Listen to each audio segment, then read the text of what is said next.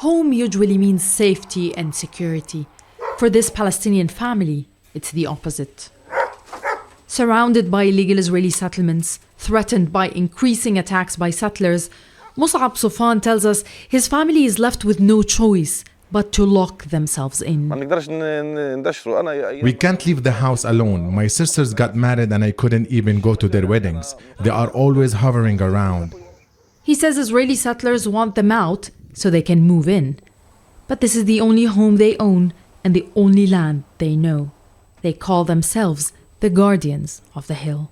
We were here before the settlers. My grandfather built the house in the 1970s. Then my father and mother inherited it. We are here protecting it as well and will pass it on to our kids. Since 1967, Israel has been establishing illegal settlements on hilltops. Over time, they expand at the expense of Palestinians.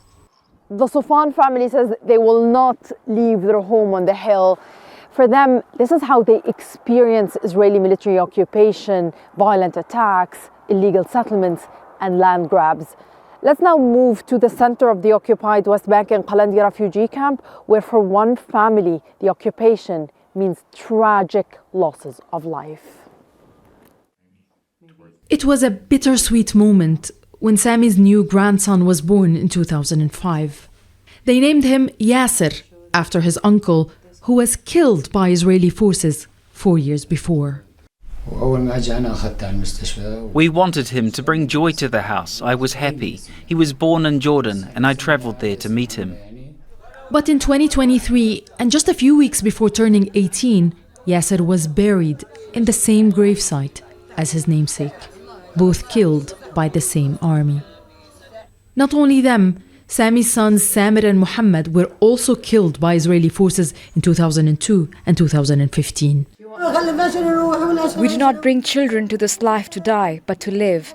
We want to be able to live in peace and have a good life. I lost my sons when they were very young. They were 11, 15 and 17 years old. Not every Palestinian family shares this heavy loss of life, but the occupation still takes a toll on people one way or another. Let's go now to Hebron in the south of the occupied West Bank and see how life there has been brought to a halt. Once brimming with life and a bustling economy, life is fading away in the old city of Hebron. Now, it's a mere echo of what it once was. The markets are dead. No visitors, no foreigners. We don't find customers for the goods we buy and are in debt for. The 75-year-old sells Palestinian kufiyas, local artisans, a symbol of the city's rich cultural heritage. I've been here for 17 years. We keep thinking it will get a bit better. Instead, every year it gets worse and worse. People are scared. They're humiliated at the checkpoints, so they avoid this area altogether. The sun is setting here in Hebron, the economic capital of the occupied West Bank. The city still has a few hours before it goes to sleep. People are shopping and working.